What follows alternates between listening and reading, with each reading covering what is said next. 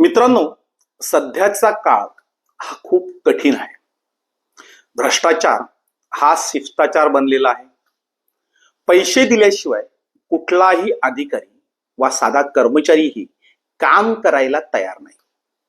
अशातच कुठलेही काम करायला घेतले की ब्लॅकमेलर्स लोकांची फौज पैसे उकळायला तयारच असते. काही ब्लॅकमेलर्स पत्रकारितेचा बुरखा पांघरून, तर काही ब्लॅकमेलर्स समाजसेवकाचा बुरखा पांघरून खंडणी उकळतात. जे अक्षरशः या खंडणीखोरांनी उच्छाद मांडलेला आहे. ते 90% पत्रकार चांगल्या प्रकारे काम करतात, पण 10% पत्रकार हे अक्षरशः लोकांना वेठीस धरून कुठलाही कामधंदा न करता पैसे उकळतात. काही सामाजिक कार्यकर्तेही चांगलं काम करतात.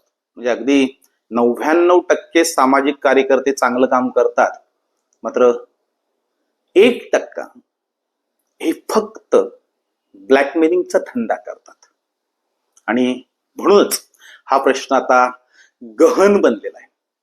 जे कुठलेही शासकीय काम किंवा खाजगी काम सुरू झालं तर तिथे सगळ्यात आधी हे ब्लॅकमेलर्स त्यांचे मोबाईल घेऊन पोहोचतात.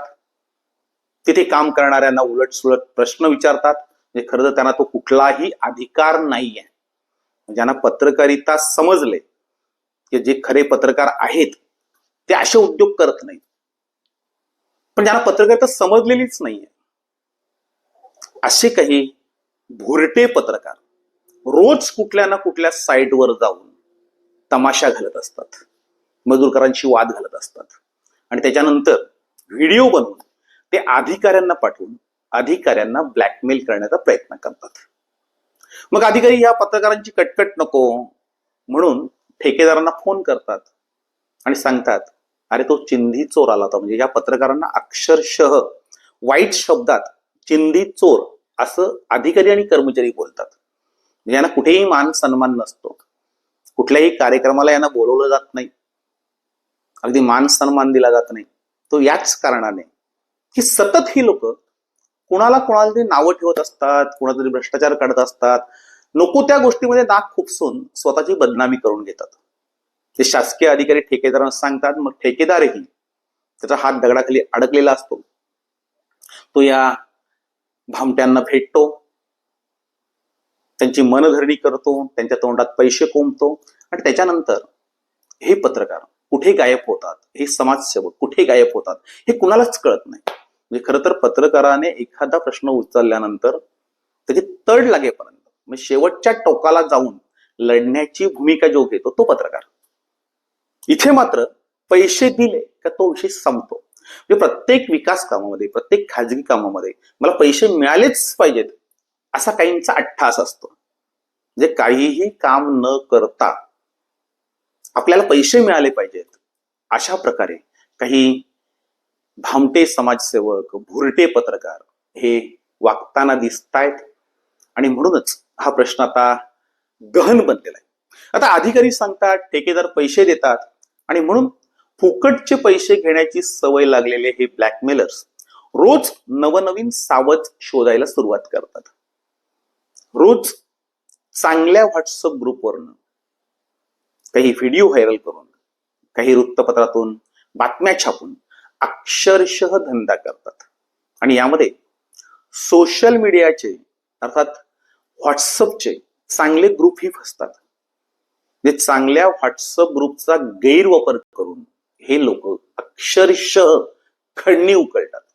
आणि म्हणूनच या अशा भुरट्यांचा सुळसुळाट झालेला असताना गप्प बसणं हे आता कठीण झालंय. यांचा बंदोबस्त करण्याची वेळ आलेली आहे. आणि म्हणूनच माझं आव्हान आहे, कुठल्याही ब्लॅकमेलर्सला घाबरू नका. अनेक चांगले पत्रकार आहेत, अनेक चांगले समाज कार्यकर्ते आहेत, ते खऱ्या प्रश्नांना वाचा फोडतात, चांगल्या कामांचं कौतुक करतात.